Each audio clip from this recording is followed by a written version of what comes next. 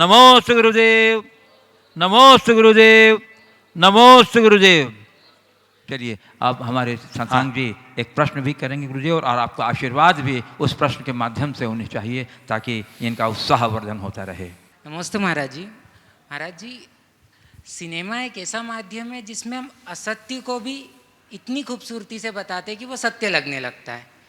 But मेरा ऐसा मानना है कि अगर हम इसी माध्यम से सत्य को प्रमाणित करते हैं उसी खूबसूरती के साथ, तो वो कैसा रहेगा। और उसके लिए महाराज जी हमें सिर्फ प्रतिभा और परिश्रम के अलावा भी एक चीज़ लगती है, और वो है भाग्य। अब प्रतिभा और परिश्रम पे तो हम उससे डील कर सकते हैं, पर भाग्य से कैसे डील करें, कृपया मार्गदर्शन करें।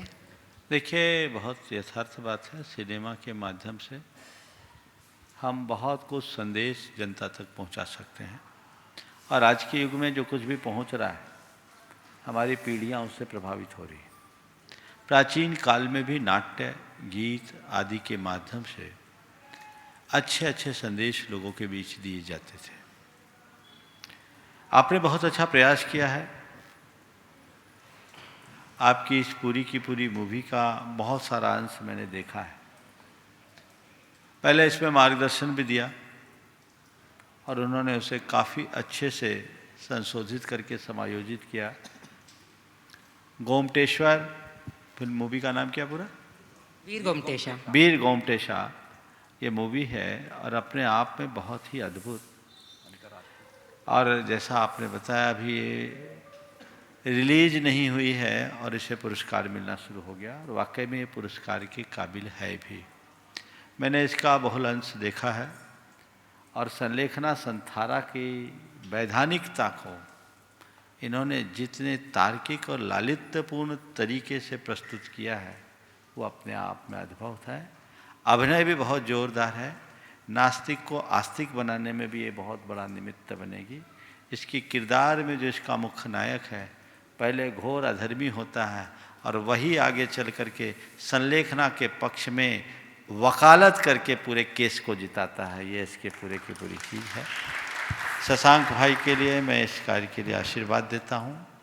तुमने ये कार्य किया है, परिश्रम बहुत किया, धन भी खर्च किया है। ऐसे लोगों को प्रोत्साहन मिलना चाहिए। भाग्य की चिंता मत करो, पुरुषार्थ करते रहो। पुरुषार्थ भाग्य को बदलता है।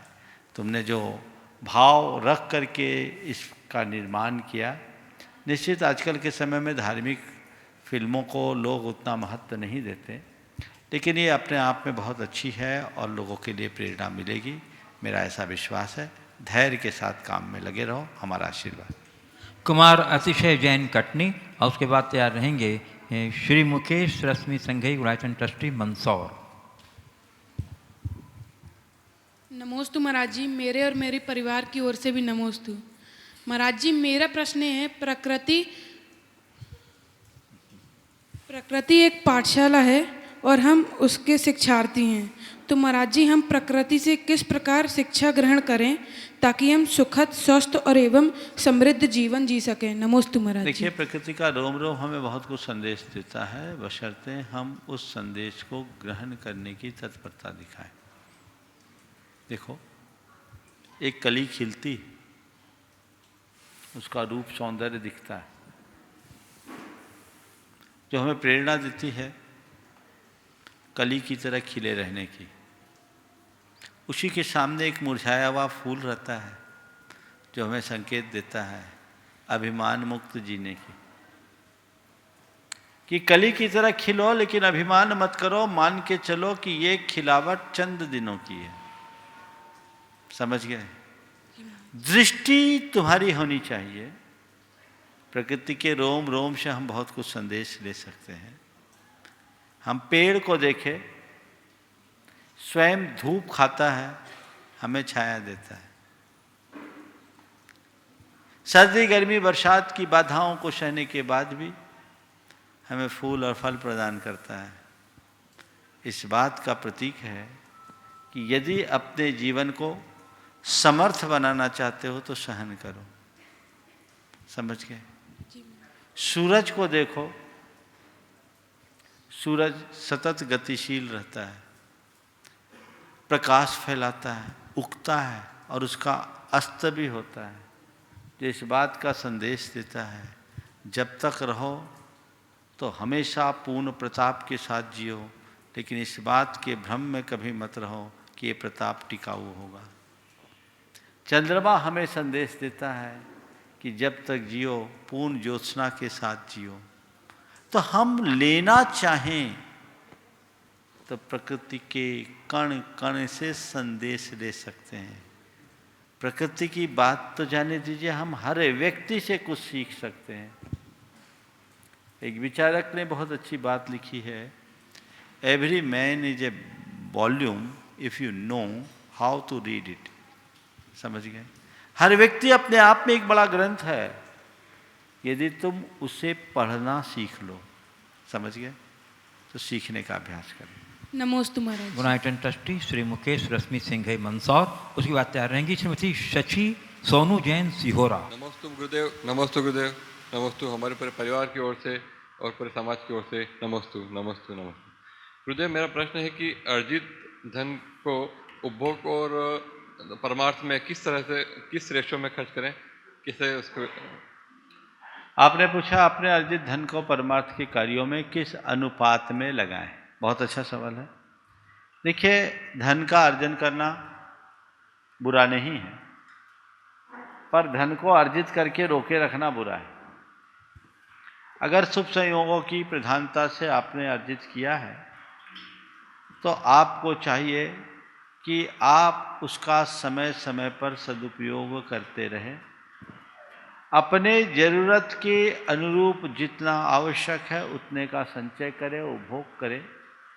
कुछ आपत्ति विपत्ति के लिए भी रख लें, लेकिन अच्छे कार्यों में जरूर लगाएं। हमारे यहाँ 3 प्रकार का अनुपात बताया गया है। सबसे उत्तम बताया कि आप अपने धन के 4 हिस्से कीजिए। पहला 25%, 50% से अपने और अपने कुटुंब का पालन कीजिए। 25%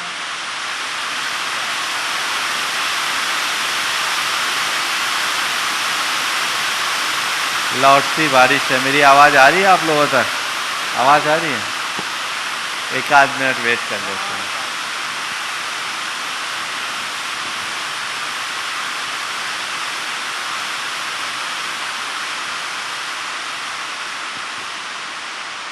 ओम, अब आ रही है आवाज़? सब प्रकार का मजा लीजिए। तो 50% से अपना और अपने परिवार का खर्च चलाएं। 25% आपत्ति विपत्ति के लिए सुरक्षित रख लें और 25% को दान करें, अच्छे कार्य में लगाएं। ये उत्तम दाता की पहचान है।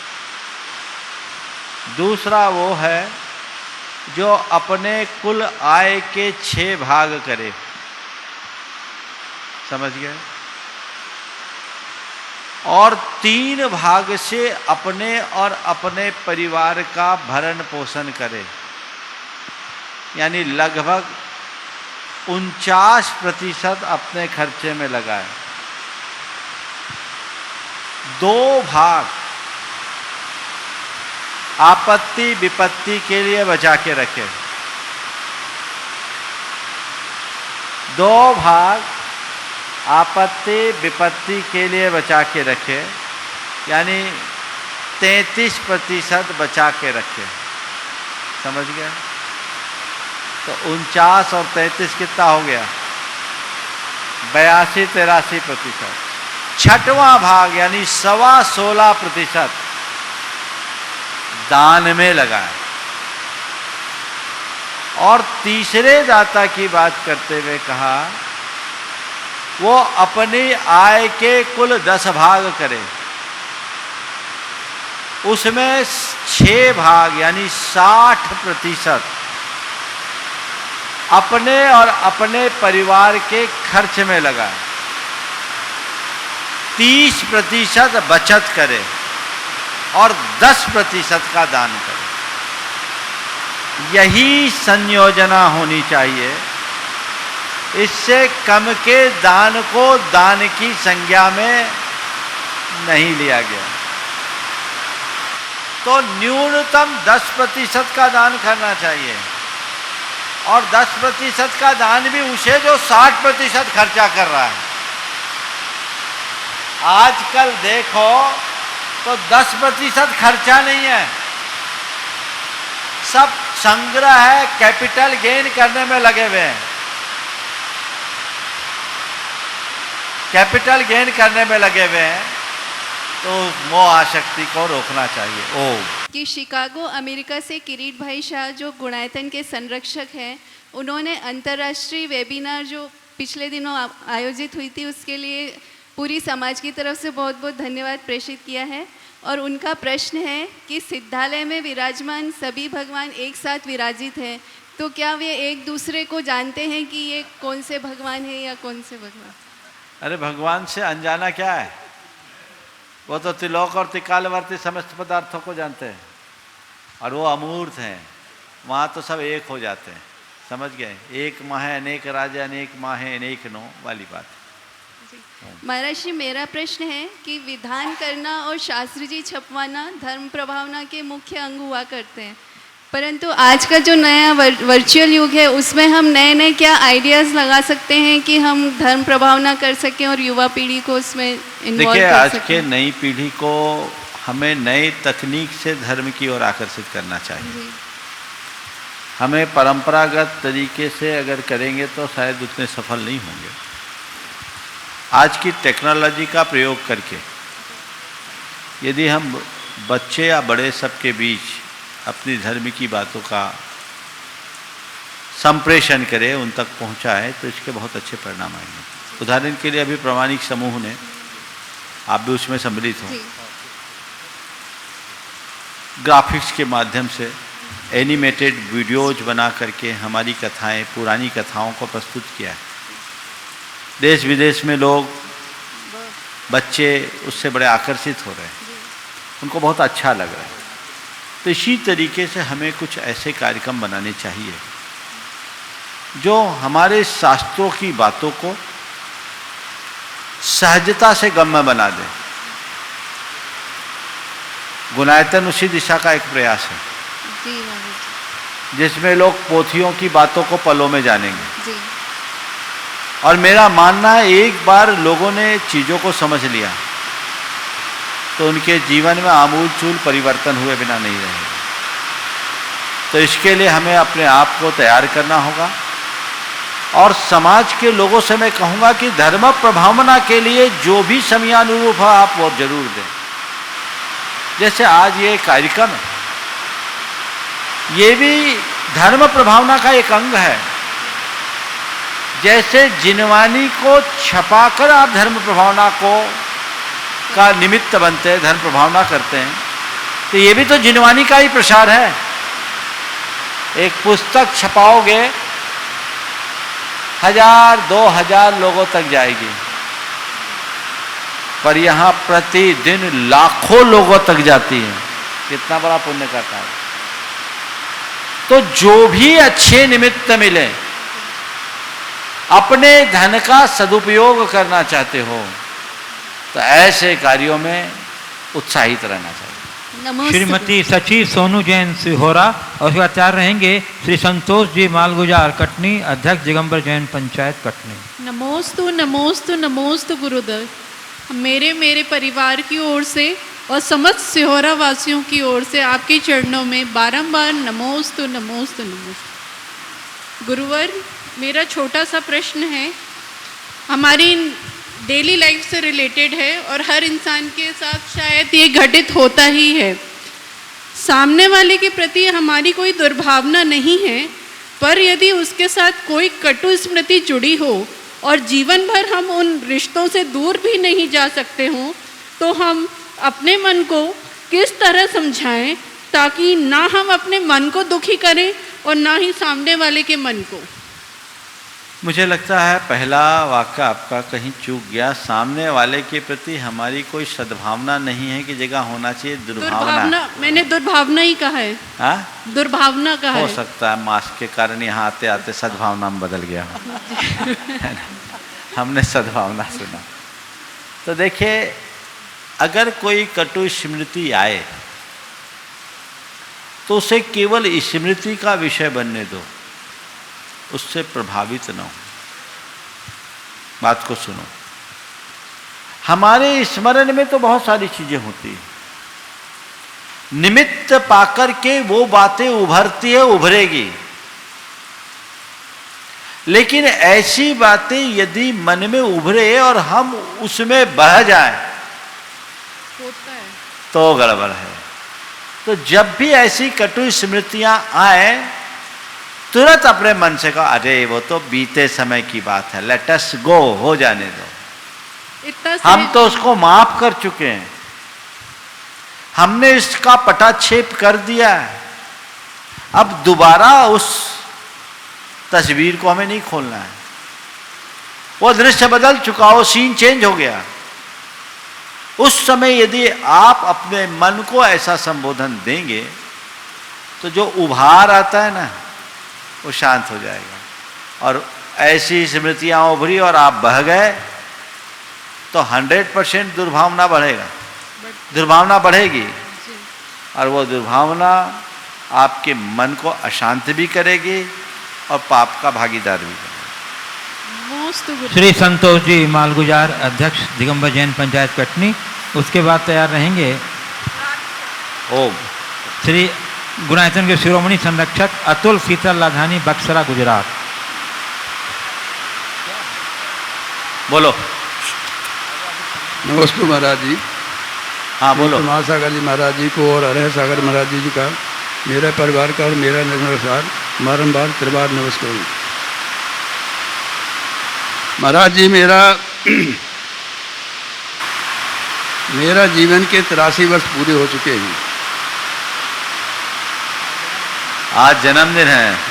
जी बोलो। 83 वर्ष पूरे हो चुके हैं महाराज जी।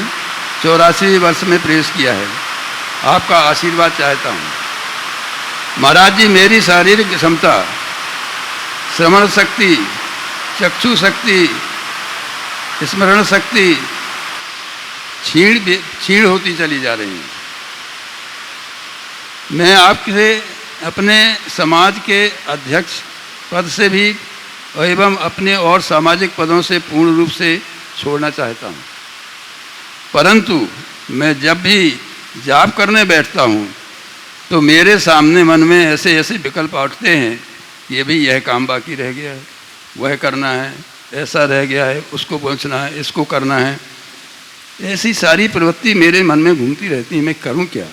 मेरे समझ में कुछ नहीं आता कि आगे अगर मैंने इसे छोड़, अध्यक्ष पद तो छोड़ना ही है, मगर इसके बाद मैं कैसे अपने जीवन का निर्वाह करूंगा, ये नहीं समझ में आता। हो गया सवाल आपका? जी। सबसे पहले तो इनकी शानदार पारी के लिए बधाई दे दो। 83 वर्ष पूर्ण करने के उपरांत भी आज इतने खड़े हैं, कोई कहेगा नहीं इनको कि अगर ये कहें कि 83 वर्ष के। मैं भावना भाता हूँ आखिरी समय तक आप ऐसे ही बने रहें। देखिए, अवस्था के अनुरूप शरीर में शिथिलता, स्मृति में क्षीणता आती है, ये स्वाभाविक है। और ऐसे समय में हमें चाहिए कि हम अपने उपयोग को ठीक बनाए रखें और ऐसे निमित्तों से अपने आप को यथासंभव बचाएं जिससे हमारा मन अशांत होता है। आपने एक लंबे समय तक समाज को नेतृत्व प्रदान किया है और सामाजिक कार्य किए, वो आपके अनुभव हैं। समाज को हमें अच्छी दिशा में लेकर के जाना चाहिए और हमेशा नए लोगों को हमें तैयार करना चाहिए। अब आपके ऊपर सबसे बड़ी जिम्मेदारी अपने आत्मशुद्धि की होनी चाहिए। जी। आपने जो कुछ भी किया निश्चित समाज और धर्म के लिए किया, लेकिन अब आपको केवल और केवल अपनी आत्मा के उत्थान के लिए संकल्पित होना है। चूँकि अभी आपके ऊपर दायित्व है, इसलिए विकल्प आएंगे, करते रहें। लोग भी आपसे ही पूछते हैं तो आपको आदेश निर्देश देना पड़ता है, ये बातें घूमेगी। मैं तो आपसे कहूँगा कि जिस दिन ये जिम्मेदारी को आप दूसरों को सौंपो, उस दिन इन सब चीज़ों को त्याग दो मन से कि नहीं, मैंने काम किया, एक अध्याय पूरा हो गया, अब मुझे अपने जीवन के मूल को संभालना है, मुझे संलेखना की ओर अग्रसर होना है। और संलेखना की ओर अग्रसर होने का मनोभाव रखेंगे तो धीरे धीरे विकल्प आएंगे, उनको आप शांत करने में समर्थ हो जाओगे। नहीं, अब तुम्हें छोड़ दिया, लोग कर रहे हैं, मुझे क्या करना है। और अपने आप को अपने संयम साधना में और धर्म ध्यान में निमग्न इतना कर दो कि इधर का विकल्प भी खत्म। कोई पूछने भी आए, भैया मुझे पता नहीं। अभी तो क्या है कि मुखिया हो तो मन में विकल्प भी आता ही होगा और प्लानिंग भी चलती है, करते ही हैं। जिस दिन आप दायित्व मुक्त होंगे ये चीज़ें अपने आप ठीक हो जाएंगी। नमस्ते महाराज। गुणायतन के शिरोमणि संरक्षक श्री अतुल शीतल लाधनी बक्सरा गुजरात, उसके बाद तैयार रहना कुमारी धीरांशी जैन पुरानी बस्ती कटनी। गुरुदेव के चरणों में हम सबका भावपूर्वक नमोस्तु नमोस्तु नमोस्तु गुरुदेव। गुरुदेव, मेरा प्रश्न आज के प्रवचन से है। आपने सुबह प्रवचन में बोला था कि आत्मा की और हमारी रुचि होनी चाहिए। गुरुदेव, पैसे दिखते हैं, भोग विलास दिखते हैं, लोग तो शरीर को ही आत्मा समझते हैं, शरीर के सुख को आत्मा का सुख और शरीर के दुख को ही आत्मा का दुख। अगर हम मृत्यु के बाद के आत्मा की बात करें तो वो कहते हैं किसने देखा, हमने अगर पिछले जन्म में भी हमारा अगर आत्मा था तो हमें ये याद नहीं, और आगे के जन्म में भी हम सब भूल जाने वाले हैं, तो किस आत्मा का स्वीकार करें। गुरुदेव, तो आत्मा को हम सरल रूप में कैसे जान सकते हैं और उसका स्वीकार कैसे कर सकते हैं? देखिए, सीधी सी बात है। जस नथी पूरा पच्छा तस् मध्यो कुवासिया। जिसका आगे पीछा नहीं है उसका बीच कैसे हो। आप कहते यही जीवन है तो इसका आगे नहीं, इसका पीछे नहीं, तो ये कैसे आए। जो लोग आत्मा के अस्तित्व को मानते हैं उनके ही अंदर आत्मदृष्टि और अध्यात्म दृष्टि प्रकट होगी। जिनकी दृष्टि में आत्मा का अस्तित्व ही नहीं, वे अपने जीवन में कुछ नहीं कर पाएंगे। तो हमें आत्मदृष्टि चाहिए, हमें आत्मा पर विश्वास करना होगा। ये अनुभवगम्य है, इसे हम किसी प्रमाण से प्रस्तुत नहीं कर सकते। हर पल हमारे अंदर जो ये संकल्प विकल्प उठ रहे वो किसके हैं? वही तो आत्मा है। और ये श्रद्धान जिसके अंदर जमता है उसकी ही आत्मरुचि जगती। जो पूरी तरह से देह बुद्धि में लिप्त होते हैं, शरीर की उत्पत्ति को ही अपनी उत्पत्ति और शरीर के विनाश को ही अपना विनाश मान करके चलते हैं, उनके लिए ये बातें बेमानी, और उनके लिए फिर किसी उपदेश का भी कोई अर्थ नहीं। उनका तो एक ही मकसद है, जब तक जियो सुख से जियो, कर्जा लो और घी पियो। उनके लिए हम क्या कहें, मरने के बाद तो लौटाना नहीं। ये बातें उनके लिए नहीं, ये बातें उनके लिए है जो यथार्थ में आत्मा के अस्तित्व पर विश्वास करते हैं। तो ये विश्वास की चीज़ है, अनुभव की चीज़ है, और ये सत्य है, चिरंतन सत्य है, हम माने चाहे न माने। और जब हम अपने भीतर झांक कर वैसा आभास करते हैं तभी हमारे जीवन में बदलाव आता है।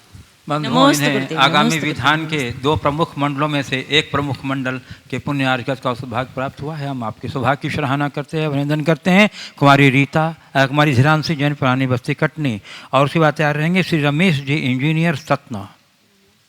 गुरुदेव, आपके चरणों में मेरा बारंबार नमोस्तु।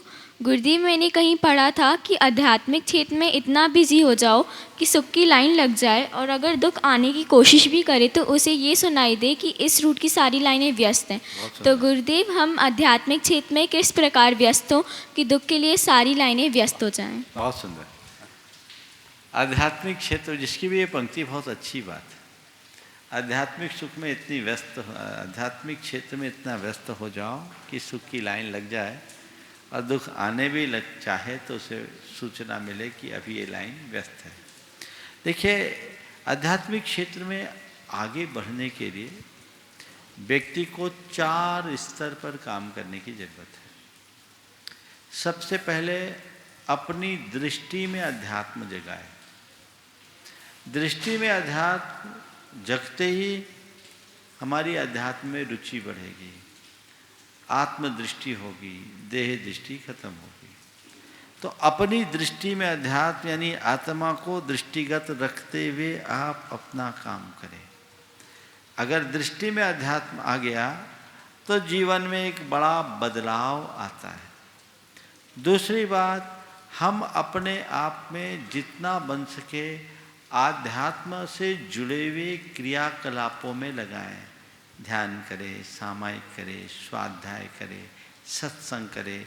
ये सब हमारी आध्यात्मिक अभिरुचि को बढ़ाने में मददगार है। इससे हमारा मन चार्ज होता है। ऐसा अभ्यास नियमित और निरंतर बनाने की कोशिश करें। अगर इस तरीके का अभ्यास हम बनाएंगे, हमारी आध्यात्मिक रुचि बढ़ेगी और हम इन कार्यों में अपने आप मगन हो जाएंगे। फिर बाकी चीज़ें हमें ज़्यादा प्रभावित नहीं कर पाएगी। तीसरी बात, निरंतर अपनी आत्मा की भावना भाए, धुन लगा ले, बस सोहम सोहम सोहम सोहम अंदर गूंजनी चाहिए। और चौथी बात, हर पल संसार की नश्वरता का चिंतन करें। तो यदि ये चारों बातें अंतरंग में जम जाएगी तो फिर अध्यात्म के प्रति स्वाभाविक रुचि उत्पन्न होगी और ऐसा व्यक्ति फिर कभी अशांत नहीं होगा। श्री रमेश इंजीनियर सतना और उसके बाद तैयार रहेंगी श्रीमती वंदना जैन सतना। मुनिद्वय के चरणों में नमोस्तु।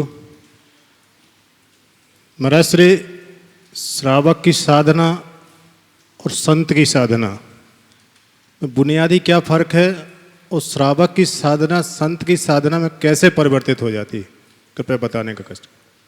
श्रावक की साधना और संत की साधना में बुनियादी फर्क। पहले तो श्रावक और संत में बुनियादी फर्क बता दूं तो साधना में फर्क समझ में आ जी महाराज। श्रावक और संत की में बुनियादी फर्क क्या है? जिसका पैर टिका हो और मन चले वो श्रावक, जिसका पैर टिका हो और मन चले वो श्रावक, और जिसका मन टिका हो पांव चले वो साधु।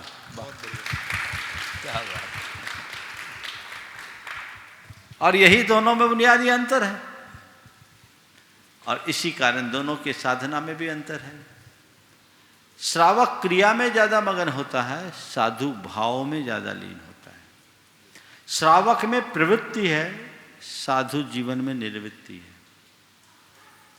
श्रावक में ज्यादातर राग की प्रधानता होती है और साधु वैराग्य की ओर अग्रसर होता है, वीतरागता की ओर अग्रसर होता है। तो दोनों में ये मौलिक अंतर है। श्रावक की साधना संत की साधना में परिवर्तित कैसे हो? जिस दिन श्रावक अपने भीतर संतत्व को जगा लेगा तो वो भी परिवर्तित होगा। हमारे शास्त्रों में कुछ प्रसंग में गृहस्थों को भी मुनि के समान कह दिया। कुछ प्रसंगों में आचार्य समंतभद्र महाराज ने सामायिक में संलीन श्रावक को, जो अंतरंग से सामायिक में जुड़ा है, कहा है चेलोपसृष्ट मुनिरिव ग्रही तदा यात यति भावम। जैसे कोई मुनि ध्यान में मगन है और ऊपर से कोई कपड़ा डाल दे तो मुनि मुनि ही है, उसका उस कपड़े से कोई राग है क्या? इसी तरह जब सब विकल्पों से निवृत्त होकर कोई श्रावक सामायिक में डूब जाता है तो उतनी देर के लिए वो कपड़े वाला मुनि बन जाता है।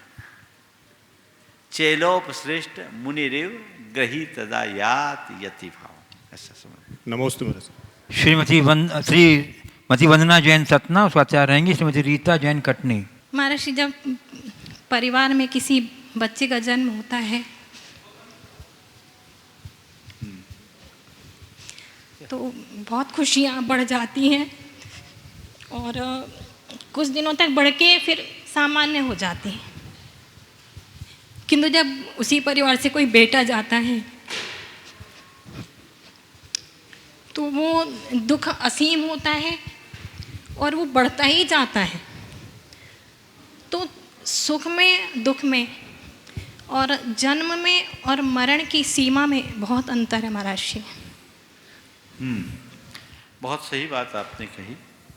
निश्चित है जो संयोग में सुखी होगा वो वियोग में दुखी होगा, और संयोग का सुख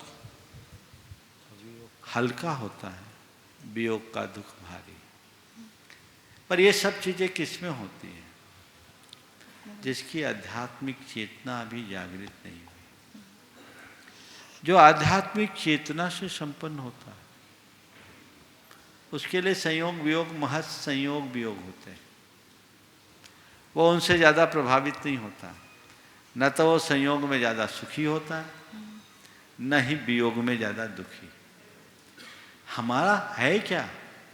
जो जन्मा वो भी हमारा नहीं, जो मरा वो भी हमारा नहीं। सच्चाई को समझो, हम किसको अपना मान रहे हैं? यही तो हमारा अज्ञान और भ्रम है।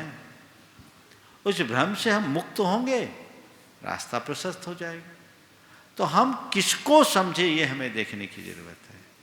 अगर हम ऐसी स्थिति अपनाएंगे तो ये दुविधा नहीं होगी, और जिसके अंदर ऐसा आत्मज्ञान नहीं है वो जिंदगी भर रोएगा, क्योंकि एक जाएगा, एक आएगा, दूसरा जाएगा, फिर दूसरा आएगा, तीसरा जाएगा, लाइन तो लगी है। सर्वे संयोगा विप्रयोगांताः, संयोग वियोग मैं है। इस सूत्र को समझिए और उसी अनुरूप जीवन जीने का प्रयास कीजिए। श्रीमती रीता जैन कटनी। आप जब से कटनी आए हैं हम लोग तब से प्लान बना रहे हैं आने का, और अभी तक आने में इतनी मुश्किल हुई। तो इसमें हमेशा चिंतन बना रहता, तो क्या पीड़ा चिंतन में आए गए। देखिए, प्रशस्त निमित्तों को प्राप्त करने की भावना ये पीड़ा चिंतन नहीं, एक सद्भावना है। आप क्या, पूरा देश व्याकुल है, सब जहाँ के तहाँ हैं, पर सौभाग्य मानो कि कम से कम एक्चुअल नहीं तो वर्चुअल तो मिल रहा है ना, उसका लाभ लो। निश्चित इतने पास आने के बाद निकट से सानिध्य न मिल पाने में कठिनाई तो होती है, लेकिन परिस्थितियाँ सबको पता है, और आने वाले दिनों में और परिस्थिति दिनों दिन बिगड़ ही रही है। इसलिए हमें अपेक्षित सावधानी तो रखना ही चाहिए। ये समय संयम का है, भावनाओं पर नियंत्रण का है। ये काल बीते ऐसी भावना भाव नित्य प्रति जल्दी सुकाल आए। सारे लोक में शांति की मंगल कामना करो, जिससे हम कुछ अच्छा कर सकें। श्रीमती रीता जैन कटनी बता रहेंगे। साधक जैन सतना। नमोस्तु गुरुदेव। गुरुदेव, मेरा प्रश्न यह है कि जब दूसरों को समझाना कठिन हो जाए तो हम अपने आप को सरलता से कैसे समझाएं और हमें व्याकुलता भी ना हो और सामने वाला समझने भी तैयार हो जाए। दूसरे को समझाना कठिन हो जाए तो हम अपने आप को कैसे समझ पाएं, खुद को कैसे समझाएं, ताकि व्याकुलता भी ना हो और सामने वाला समझ जाए। देखिए, एक तो कहावत है, सीख ताहे को दीजिए जाको सीख सुहाए। सीख जो दिनी वानरा बयों को घर जाए। वो चिड़ियों ने, बया ने बंदर को कहा था, अपना घोंसला क्यों नहीं बना लेते हो? घर बनाना भी नहीं सीख पाए। तो बंदर ने कहा, बनाना भले नहीं सीख पाया पर मिटाना जरूर जानता हूँ। कहानी आप सबको पता है। किसी को समझाने का प्रयास हमें तभी तक करना चाहिए जब तक वह समझने की मानसिकता रखे। यदि उसकी मानसिकता नहीं है तो आप उसके प्रति तटस्थ हो जाओ। कदाचित बच्चों के लिए तो फिर भी आप बार बार प्रेरित कर सकते हो। बड़ों के साथ ऐसा करना कतई उचित नहीं। समझ में आ रहा है, नहीं समझ रहे तो हम समझ लेना, उनकी वो जाने, हमारी हम जाने। पर उस समय अधीरता होती है, फिर पीछे पड़ जाते हैं, और जब पीछे पड़ते हैं तो नतीजा सब भोगते ही हैं। तटस्थ हो जाइए, जो जिसको करना है वो करे, हम क्यों समझाएं। मैं आपको एक परिवार का उदाहरण देता हूँ। पत्नी बड़ी धर्मात्मा और पति घोर अधर्मी, माने उत्तर और दक्षिण ध्रुव, विपरीत डायरेक्शन। एक बार किसी ने मेरे सामने एक धर्मपत्नी से कहा, आप अपनी पत्नी को नहीं समझाते थे, वो प्रोफेसर। बोले मैं क्या समझाऊं, वो प्रोफेसर है, रोज यूनिवर्सिटी में पढ़ाते हैं, मैं क्या समझाऊं। वो समझदार है, हम लोगों ने तय कर रखा है मेरी रुचि के अनुरूप मैं जीऊंगी, उनकी रुचि के अनुरूप वो जीऊंगी। बोले महाराज जी मैं आज तक उनको कभी नहीं बोलती, मालूम है रोज अभी मुझे बाहर वही छोड़ के गए और उन्होंने बोल दिया 1 घंटे में मैं आ रहा हूँ लौट के लेने के लिए। वो लेने के लिए भी आएंगे, अंदर नहीं आना चाहते, मैंने आज तक बोला भी नहीं कि अंदर चलो, उनकी रुचि नहीं है। मैंने तय कर रखा है जिन दिन उनका पुण्य जगेगा और जिस दिन उनको समझ आएगा वो अपने आप आ जाएंगे, मैं क्यों बोलूँ। और आपको बताऊं जिस स्थान की बात है वहाँ हमारा चातुर्मास चल रहा है। उन्होंने एक बार भी अपनी धर्मपत्नी से नहीं कहा, धर्मपत्नी ने एक बार भी उनसे नहीं कहा, पर जिज्ञासा तो रहती है। रोज आ रहे हैं, सैकड़ों लोग आ रहे हैं, जा रहे हैं, दूर दूर के आ रहे हैं। प्रायः वो आदमी अपनी धर्मपत्नी को छोड़ने आता था, लेने आता था। कई दिन हो गए, उसके 1-2 मित्र थे जैन, अब पत्नी से कैसे बोले, तो अपने एक मित्र से बोला भैया एक बार हमें महाराज के दर्शन करने चलना है, तुम ले चलोगे। तो मित्र भी जानता था, सोचा ये क्या बात है, आज पश्चिम दिशा का सूरज कैसे उगा है, लेकर आए। आने के बाद जब वो व्यक्ति बैठा, मुझसे थोड़ी सी चर्चा की, उसने कहा महाराज मुझे ऐसा लग रहा है कि मैंने अपने 52 वर्ष खो दिए आप लोगों से दूर रहकर। 52 वर्ष खो दिए। मुझे कई लोगों ने समझाने की कोशिश की पर मुझे समझ में नहीं आया। पर पता नहीं आपके प्रति कैसा मुख आकर्षण रहा। मैं रोज बाहर आता, कभी कभी आपके प्रवचन की आवाज़ भी बाहर तक सुनने को मिलती, पर मैं अभी तक आता नहीं था, इसलिए संकोच रहता था कैसे आऊँ। पर महाराज जी मेरी धर्मपत्नी ने मुझे आज तक नहीं कहा कि आप चलो। जब उसकी धर्मपत्नी को मैंने ये बात बताई, वो खुद जाके घर में बताया, दोनों साथ में आए, आज जुड़ गए। खैर तुम्हारे पति देव की ऐसी दशा नहीं है, नहीं तो लोग समझ लेंगे ऐसा है। इस संदर्भ में मैं बात नहीं है, मैं केवल एक बात कह रहा हूँ। तुम्हारा तो सुधीर बिल्कुल ठीक है, लेकिन मैं बात केवल इस संदर्भ में कह रहा हूँ कि कोई व्यक्ति अगर समझने को राजी नहीं है तो खुद समझ लो। बस इतनी सी समझ अगर विकसित हो जाए तो सारी झंझट मिट जाए। साधक जैन सतना, उसके बाद चाह रहे हैं रचित जैन सतना। नमोस्तु महाराज जी। महाराज जी आजकल की इस फास्ट मूविंग कॉम्पिटिटिव वर्ल्ड में हम यंग जनरेशन की सबसे बड़ी प्रॉब्लम है इम्पेशेंस। हमें एग्ज़ाम का रिजल्ट जल्दी चाहिए और अच्छा चाहिए, और फिर उसके बाद नौकरी अच्छी चाहिए और वो भी जल्दी चाहिए, और उसके बाद प्रमोशन तो चाहिए ही चाहिए, और अगर वो ना मिला तो डिप्रेशन तो अपने आप जल्दी आता ही है। तो महाराज जी इससे कैसे बचे और अपने अंदर सेल्फ कॉन्फिडेंस कैसे बढ़ाए रखें? बहुत फास्ट बोला भी है। सबको चाहिए, इंस्टेंट चाहिए, तुरंत चाहिए। समाधान भी इंस्टेंट।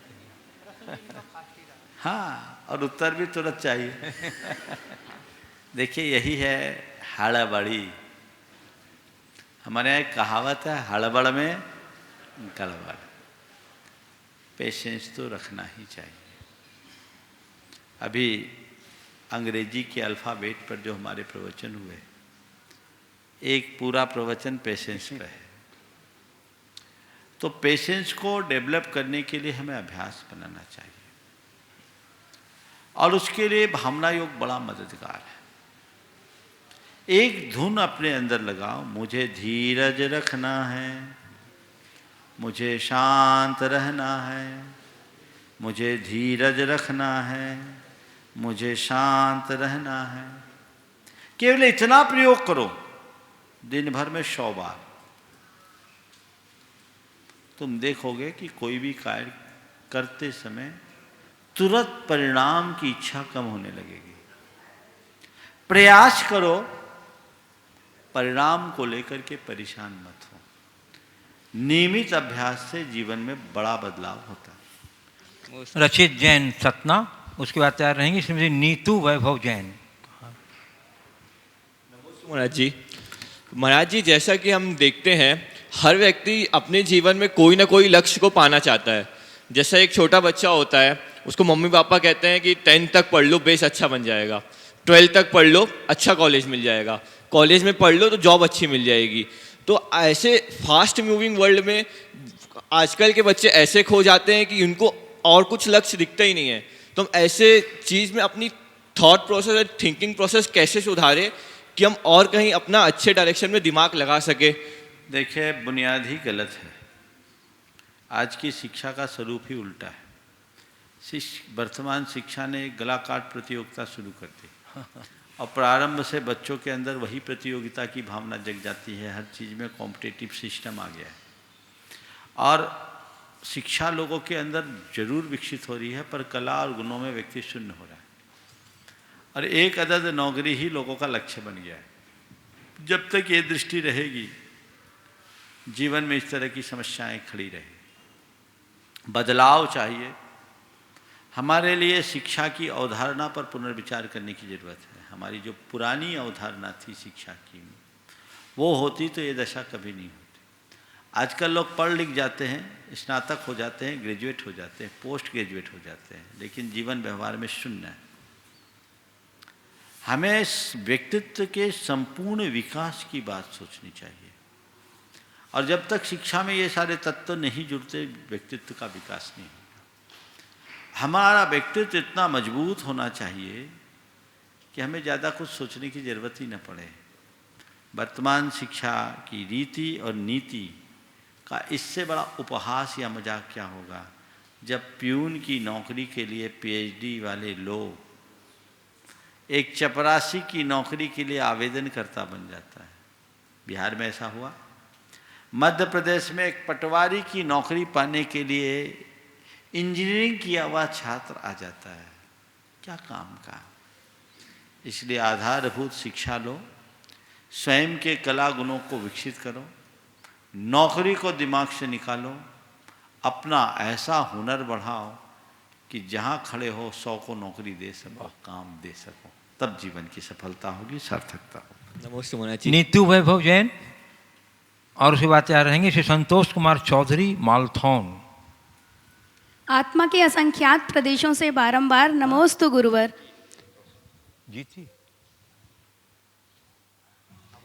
आत्मा के असंख्यात प्रदेशों से बारंबार नमोस्तु गुरुवर, नमोस्तु गुरुवर। अच्छा। मेरी बेटी है, उसका मैंने प्रवेश प्रतिभा स्थली में करवा दिया है कि वह अच्छे संस्कार पा सके और अच्छा जीवन निर्वाह कर सके, लेकिन वर्तमान ये आधुनिक चकाचौंध में कहीं संगति उस पर हावी ना हो जाए, संस्कारों पे भारी ना पड़ जाए, इसके लिए क्या प्रयास करना चाहिए? देखिए, नींव मजबूत हो तो महल कभी धराशायी नहीं होगा। प्रतिभा स्थली में तो बेटी आपकी पढ़ रही है तो बिल्कुल परिपक्व बन करके निकलेगी। बाहर आने के बाद समय समय पर आप उनकी हालचाल को पूछते रहिए और उसे इस बात के लिए सजग बना दीजिए, सावधान कर दीजिए कि हमें कहाँ सजग रहने की ज़रूरत है, कहाँ सावधान रहने की ज़रूरत है, जीवन में क्या क्या परेशानियाँ आ सकती है। यदि उन्हें पहले से बता दिया जाए तो बच्चे कभी नहीं भटकेंगे। नमोस्तु श्री संतोष कुमार चौधरी मालथौन गुणायतन ट्रस्टी और उसके बाद तैयार रहेंगी कुमारी आर्या जैन कटनी। नमोस्तु गुरुजनों को बारंबार त्रिवार नमस्तु। महाराज श्री, जब हम लोग स्वाध्याय करते हैं तो कई प्रश्न दिमाग में अनायास से आ जाते हैं, जैसे कि मनुष्य लोक में तो सूर्य चंद्रमा है, इससे समय का विभाजन हो जाता है, किंतु स्वर्ग और नरक में तो सूर्य चंद्रमा है नहीं, तो वहाँ पर कैसे होता होगा? यह व्यवहार काल की सारी व्यवस्था मनुष्य लोक में है, बाकी जगह नहीं। समझ गए? तो ऐसी समस्याएं और भी अन्य चीज़ों में आती हैं जो कि मतलब हम लोग अविश्वास टाइप को एक दिमाग में पनक के, और भी ऐसे सारे प्रश्न हो जाते हैं। हाँ, तो जो है उसको नोट कर लिया करो और गुरुओं के पास जाके पूछ लिया करो। समझ गए? वहाँ अपने यहाँ कहा गया ना, मेरु प्रदक्षिणा नित्यगतियों निलोके तत्कृतः काल विभागा बहिरवस्थिता। ये तत्वार सूत्र में साधारण सी बात है। तो ये व्यवहार काल केवल मनुष्य लोक में, बाहर नहीं, वहाँ दिन रात का भेद नहीं हो, अवस्थित। कुमारी आर्या जैन कटनी और उसके बाद तैयार रहेंगी श्रीमती संध्या जैन सतना। नमोस्तु महाराज श्री। मेरा प्रश्न ये है कि आप वस्त्र नहीं पहनते तो भी आपको ठंडी और गर्मी का अनुभव नहीं होता है। हम वस्त्र पहनते फिर भी हमको ठंडी और गर्मी का अनुभव होता है। आप औषधि नहीं लेते तो भी आपका स्वास्थ्य अच्छा रहता है, और हम औषधि लेते तो भी हमारा स्वास्थ्य अच्छा नहीं होता है। ऐसा क्यों? देखो, तुमने पूरे शरीर को ढक लिया, चेहरा ढकते हो? नहीं। जो स्किन हमारे बॉडी के अदर पार्ट में है वही हमारे चेहरे में। हाँ। बताओ, चेहरे को ठंड क्यों नहीं लगती? बताओ। क्योंकि उसको तुमने कभी ढका नहीं, कवर नहीं किया। अगर उसे भी कवर करने लगोगी तो वहाँ भी ठंड होने लगेगी। इसकी वजह है कि इतने भाग में इतना रेजिस्टेंस डेवलप हो गया है ना।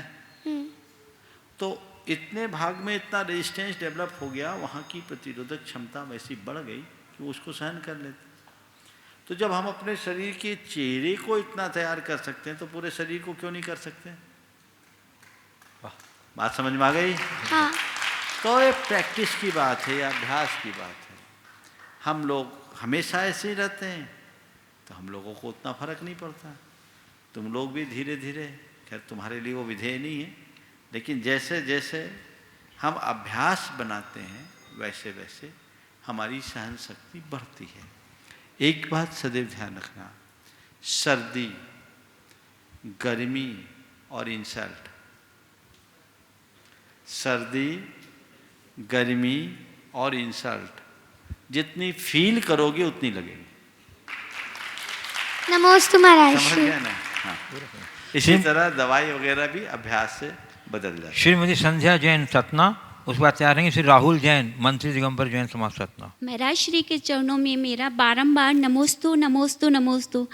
महाराज जी, जब महात्मा गांधी विदेश गए हुए थे तो उनकी माँ ने उनसे कुछ वचन लिए थे। My experience in the truth में उन्हें लिखा है कि ये चीज़ें त्याग कर देना, मांस मंद्र का सेवन नहीं करना। जब एक माँ का बेटा विदेश जाता है तो उस माँ को अपने बेटी से क्या वचन लेना चाहिए जिससे वो अपने संस्कारों को ना भूले और अपनी भारतीय संस्कृति को सदैव जीवित रखे। नमोस्तु भगवान। विदेश क्या, देश में भी कहीं बाहर जाए तो उसे एक लक्ष्मण रेखा के भीतर रहने की सीख देनी चाहिए, लक्ष्मण रेखा खींच देनी चाहिए। गांधी जी के लिए उनकी माँ ने 3 प्रतिज्ञा दिलाई थी, मांस नहीं खाना, मदिरा नहीं पीना और परस्त्री सेवन नहीं करना। उन्होंने लिखा कि अगर मेरी माँ ने मुझे ये 3 प्रतिज्ञाएं नहीं दिलाई होती तो मैं भ्रष्ट हो जाता। ये प्रतिज्ञा उनके लिए सुरक्षा कवच बन गई। तो अगर कोई भी बच्चे, बेटे हों या बेटियां बाहर जाते हैं, पढ़ने जाए, उनके लिए यदि ऐसी बातें सिखा दी जाए, समझा दी जाए तो बदलाव आ जाता है। नमोस्तु भगवान। श्री राहुल जैन, मंत्री दिगंबर जैन समाज सतना, उसके बाद तैयार रहेंगी कुमारी पूर्वी। नमोस्तु महाराज जी, नमोस्तु महाराज जी, नमोस्तु महाराज जी।